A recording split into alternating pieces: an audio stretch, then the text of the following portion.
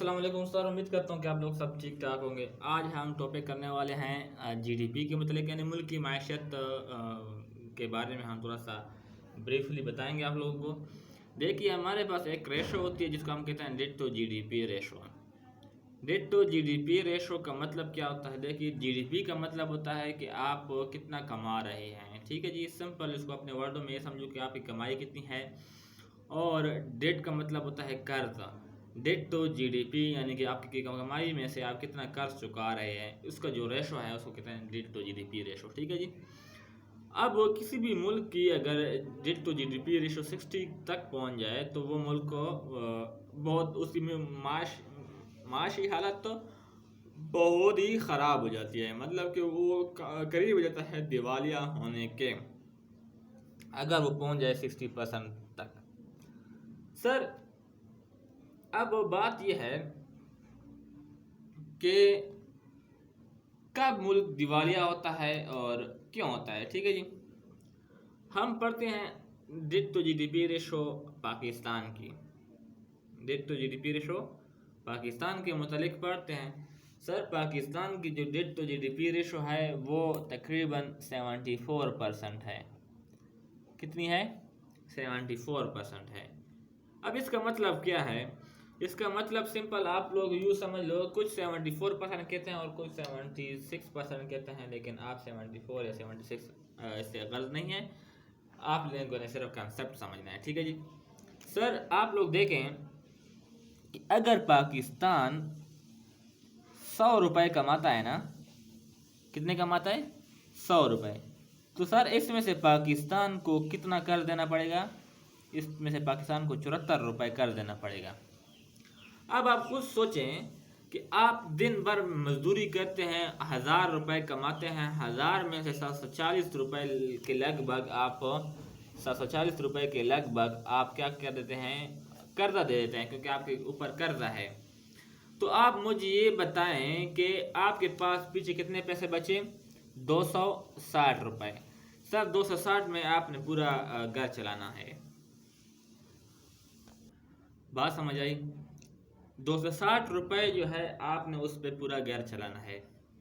अब आप मुझे बताएं 260 पे आप कैसे घर चलाएंगे? आपने बिजली का बिल देना है, गैस का बिल देना है, अपने बच्चों को पढ़ाना है, आपकी बीमारियां आएंगी घर में, तो काफ़ी ज़्यादा मुश्किलात का सामना आपको करना पड़ेगा। और हो सकता है कि आप इसको तो कर दें, फिर जाके किसी दूसरे मुल्क से कर्ज लें, मतलब कर्ज़ों पे आप गुजारा करते रहें। तो कर्ज़ों पे गुजारा अगर आप करते रहेंगे तो एक वक्त ऐसा आएगा कि लोग आपके ऊपर हैवी हो जाएंगे, वो आपसे अपनी बात मनवाते रहेंगे जैसे घरों में होता है। तो सेम कंडीशन पाकिस्तान की है। सर, पाकिस्तान जो है, अगर पाकिस्तान 74 रुपये कर देता है तो उसके पास 26 रुपये बचते हैं। 26 रुपये में से उसने डिवाइड किया हुआ है बजट कि उसने क्या क्या करना है। उसने 80% इसमें गवर्नमेंट डिफेंस को देना है, बाकी जो है पूरे मुल्क को देना है। अब आप मुझे बताएं 26 का 80% आप निकालें तो मेरे ख्याल में 20.8 के 9 के लगभग आएगा, यानी 21 ही समझ लो। अब 21 रुपये 26 में से वो गवर्नमेंट जो है डिफेंस को दे रही है। आपके पास 5 रुपये बचे गवर्नमेंट के पास, उस 5 में से पूरा मुल्क उसने चलाना है। देखिए सर, कोई मुल्क अगर तरक्की करना चाहेगा ना तो उसने एजुकेशन को ज़्यादा पैसे देने हैं। आप एजुकेशन को पैसे दे नहीं रहे तो आपके मुल्क कैसे तरक्की करेगा? आपने अपने मुल्क में कोई ऐसी टेक्नोलॉजी वाली यूनिवर्सिटी नहीं बनाई जिसने टेक्नोलॉजी के दौर में इजाफा किया हो। आपने अपने मुल्क के लिए कोई स्ट्रेटजी नहीं बनाई कि वो लोगों को आईटी के मुतालिक सिखाएं, फ्रीलांसिंग के मुतालिक सिखाएं। नहीं, आपने बस रट्टा लगवाना है बच्चों को। सर, इससे हमारा कोई गलत नहीं है, हमने अपने टॉपिक की तरफ आना है। देखिए सर, अब होता क्या है, अब 26 पे इसका गुजारा नहीं होने वाला।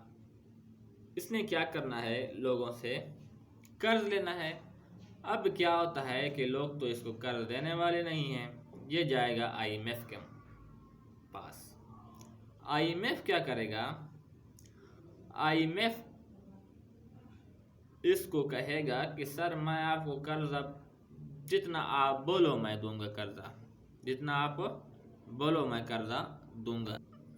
आप जितना कर्जा मांगेंगे मैं आपको दूंगा। आप मांगे $8 बिलियन, मैं वो भी आपको दूंगा। उसकी बजाय 8 के बजाय मैं 10 दे दूंगा। लेकिन आपने क्या करना है, आपने सर ये करना है कि जो आपने सब्सिडी दी है गवर्नमेंट को, आवाम को सब्सिडी दी है, वो आपने ख़त्म करनी है। वो आपने गवर्नमेंट सॉरी आवाम को नहीं देनी। अब ये चीज़ क्या होती है सब्सिडी? देखिए सर, सब्सिडी जो होती है ये आपको गवर्नमेंट की तरफ से रियायत होती है, यानी आपको थोड़ी सी सस्ती चीज़ प्रोवाइड की जाती है। जैसा कि आप कहते हैं महंगाई है, महंगाई है, महंगाई है, तो गवर्नमेंट क्या करती है, आपको वो चीज़ सस्ती कर देती है। मतलब गवर्नमेंट खुद से पे करती है और आपके लिए आसानी पैदा करती है। जैसे सपोज करें कि पहले जो इमरान खान का दौर था उसमें लीटर कितना था, 150 का था, ठीक है जी, 150 का लीटर था। फिर ये लोग आए, इन्होंने कहा कि हम कर रहे हैं महंगाई मुकाओ मार्च, महंगाई मुकाओ मार्च के लिए आए हैं। होना तो ये चाहिए था कि सर ये कहते कि हम आए हैं मुल्क बचाओ मार्च के लिए, मुल्क बचाओ मार्च के लिए। सर इन्होंने क्या किया, इन्होंने ये नारा लगाया महंगाई मुकाओ मार्च के लिए, और इसके लिए काफ़ी ज़्यादा लोग मुतहद हुए। 13 के लगभग पार्टी, और उसमें सबसे सरबराह जो था वो मौलाना फजल रहमान साहब था। देखिए सर अब हुआ क्या, अब जब इनका हुकूमत गया तो लाजमी बात है कि इन्होंने जो महंगाई मुकाओ मार्च से कंसेप्ट लाया था उसको अपने इन्होंने कम करना था, लेकिन कम होने के बजाय उन्होंने ज़्यादा कर दिया। अब 150 पे जो सब्सिडी थी, ये लोग गए IMF के पास, ये लोग गए IMF के पास। IMF ने इनको बताया कि सर आपने क्या करना है, जो आपने पेट्रोल पे सब्सिडी दी है ना, आपने इसको ख़त्म करना है, आपने इसको ख़त्म करना है, सारे सब्सिडीज़ आपने ख़त्म करनी है। तो इन्होंने सब्सिडीज़ को हटा के 180 पे ले आए। लेकिन सब्सिडीज़ ज़्यादा था, पेट्रोल पे सब्सिडीज़ इमरान खान बहुत ज़्यादा दे रहा था। आज पेट्रोल कितने का है, 209 का है, तो 150 में से 209 निकालो तो आपके पास ये आ जाते हैं कुछ 59 रुपीज़। तो मेरे ख्याल में कि 59 रुपीज़ का सब्सिडीज़ इमरान खान ऑलरेडी दे रहा था। अगर 59 नहीं तो 40 के लगभग लाजमी दे रहा था। सर इन्होंने क्या किया, इन्होंने पहले इन्होंने तरीका इस्तेमाल किया। इन्होंने क्या किया कि एक हफ्ते में पहले 35 रुपये का पेट्रोल अदा किया, फिर एक हफ्ते के बाद 30 रुपये का पेट्रोल अदा किया, ताकि लोगों को पता ना चले कि हमने सब्सिडीज़ जो है हटा दी है, महंगाई बढ़ा दी है। ठीक है जी, आप सब्सिडीज़ हटाएंगे तो लाजमी बात है महंगाई बढ़ेगी, पैसा आवाम से आएगा। सर देखें, जब सब्सिडीज़ हटी ना तो पेट्रोल का रेट पहुंच गया 180 पे, फिर उन्होंने 30 रुपये की दोबारा हटाई तो आपके पास पेट्रोल पहुंच गया 209 पे, ठीक है जी, 29 के लगभग। सर अब भी अगर इस 209 पेट्रोल पे ये सेल टैक्स वगैरह और सब्सिडीज हटा दें तो पेट्रोल की कीमत जो है पहुंच जाएंगी, सेल टैक्स लगा लें 300 के लगभग तक आपका पेट्रोल पहुंच सकता है। सर इससे हमारा कोई गर्ज नहीं है। अब देखिए IMF ने इनको बांध दिया, इन्होंने सब्सिडीज़ वगैरह जो है हटा दी। अब क्या होगा, पैसा आवाम से निकलेगा। आवाम भी तो डिवाइड है, कुछ अमीर है कुछ गरीब है, कुछ अमीर है कुछ गरीब है। गरीब मरे बाढ़ में जाए, चूल्हा उनका ना जले, उससे अमीरों का गर्ज नहीं है, अमीरों को तो हर चीज़ मिल रही है। सर हमारा उससे गर्ज नहीं है, हमने ये कहना है कि आप लोग ऐसा काम करें कि आप लोग जो अमीरों को, जो सियासतदानों को, पॉलिटिशियन को दे रहे हैं प्रोटोकॉल वगैरह और मुफ्त के जो पेट्रोल वगैरह दे रहे हैं, हमें ये हटा के दे दें, कुछ ना कुछ मुल्क का भला हो जाएगा। ठीक है सर, आप लोग क्या कर रहे हैं, पॉलिटिशियन के प्रोटोकॉल वगैरह फजूल के ख़त्म कर दें। सर आप लोग जो हैं जो मुफ्त के ऑफिसर हैं, जिनको आप प्रोटोकॉल दे रहे हैं, AC फ्री दे रहे हैं, ठीक है जी, बिजली फ्री दे रहे हैं, गैस फ्री दे रहे हैं, पेट्रोल फ्री दे रहे हैं, आप लोग इसको ख़त्म करें। ठीक है जी, कानून सबके लिए इक्वल होना चाहिए, क्योंकि गरीब अगर 700 रुपये पे गुजारा कर सकता है, 700 रुपये में घी भी ले सकता है, 700 रुपये में पेट्रोल भी डलवा सकता है, 700 रुपये में अपना घर चला सकता है, तो अमीर जो है वो 1.5 लाख 2 लाख रुपये 1.5 लाख 2 लाख से ज़्यादा, ठीक है जी, उस पर क्यों गुजारा नहीं कर सकता, उसके लिए ये क्यों फ्री है हर चीज़। सर ये तो नाइंसाफ़ी है ना। एक 700 रुपये कमा रहा है उसके लिए कोई कानून नहीं, एक 2 लाख रुपए कमा रहा है तनख्वाह है उसकी, उसके लिए कानून बन गया, उसके लिए हर चीज़ फ्री हो गई। नहीं, ये अनइक्वलिटी है, इसलिए तो आपका मुल्क तबाह हो गया सर। दूसरी बात, आप सूद जो है वो ख़त्म कर दें सर। सूद आप कर्जे ले रहे हैं, कर्ज़ों के ऊपर आप सूद भी दे रहे हैं सर, ये तो बहुत नाइंसाफ़ी है। आपका इस्लाम कहता है कि आप सूद वाला माल ही ना लें, आप सूद पे क्यों माल ले रहे हैं? तो जब आप इस्लाम के ख़िलाफ़ चलेंगे तो आपका मुल्क तरक्की नहीं करेगा। तो ये चीज़ सबसे मेन फैक्टर है। अब कब एक मुल्क दिवालिया बन सकता है? सर पाकिस्तान दिवालिया बन सकता है या नहीं बन सकता, देखते हैं। 74% से अगर ये कम आ जाता है, 60% पे आ जाता है, तो सर आपके मुल्क के 100% चांसेस हैं कि दिवालिया हो जाए। आपके मुल्क के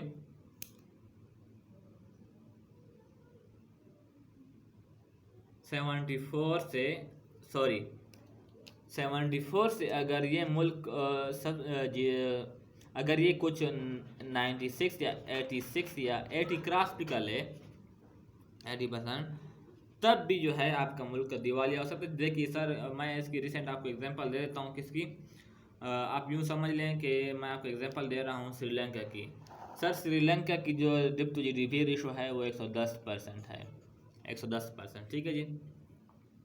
ये डेब्ट टू जीडीपी रेशो जितनी ज़्यादा होगी, इट्स मीन कि आपके मुल्क के हालात उतने ख़राब हैं, ठीक है जी।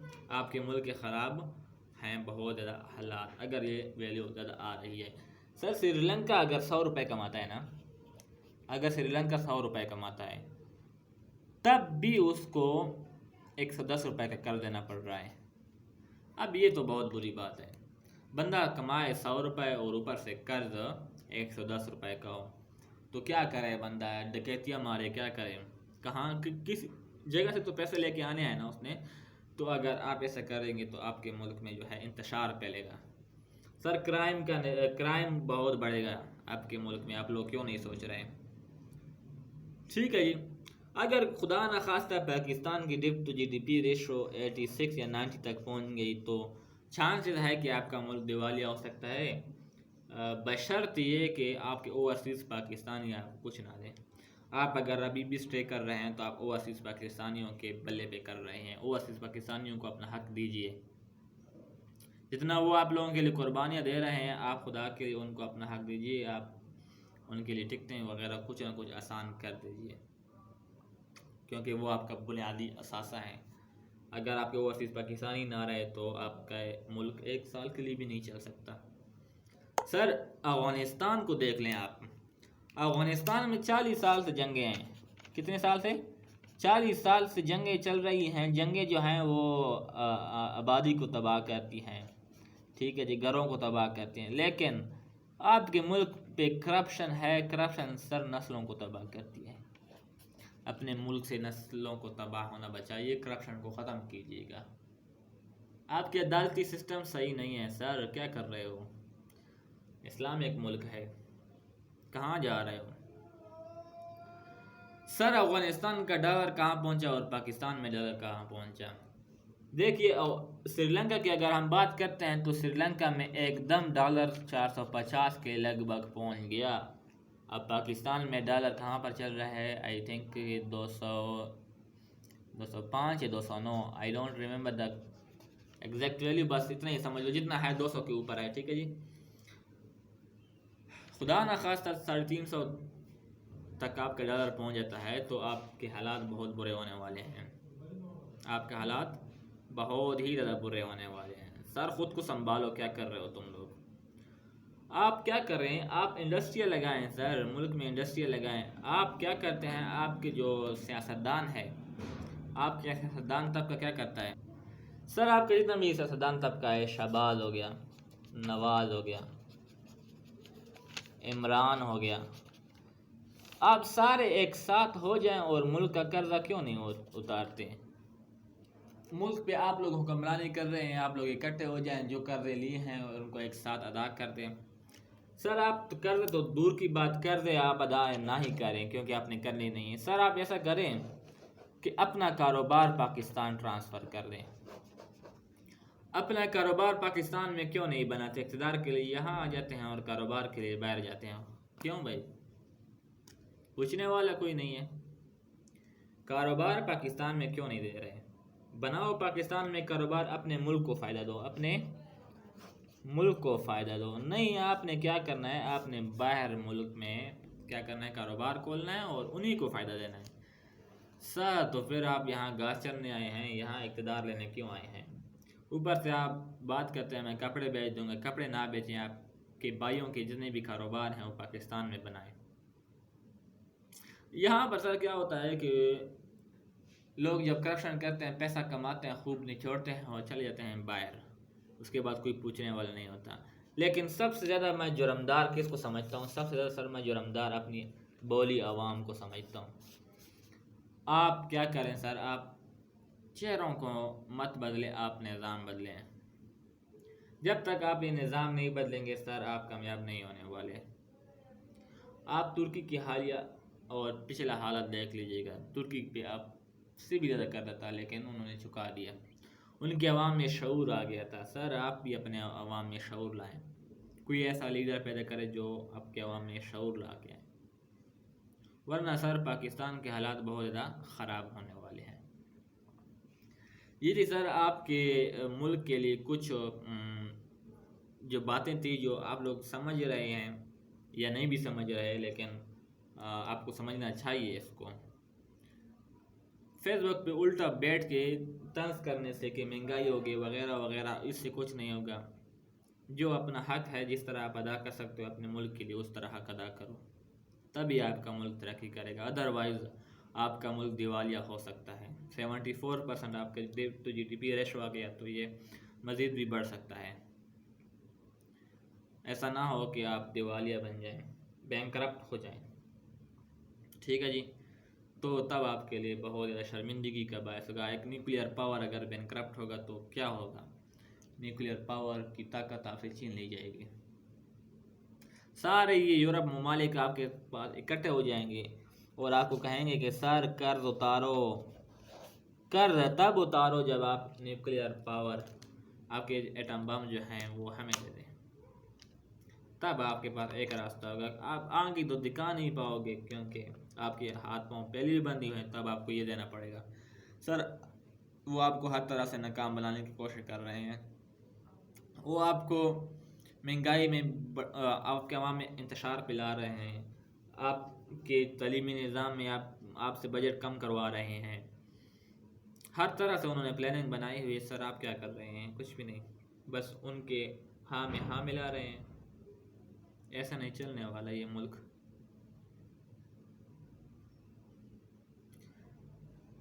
चलते हैं नेक्स्ट वीडियो के लिए, तब तक के लिए खुदा हाफिज़। उम्मीद करता हूँ कि आप लोगों को ये वीडियो पसंद आई होगी। अगर आपको वीडियो पसंद आई है तो इसको शेयर कीजिएगा और वीडियो को लाइक कीजिएगा।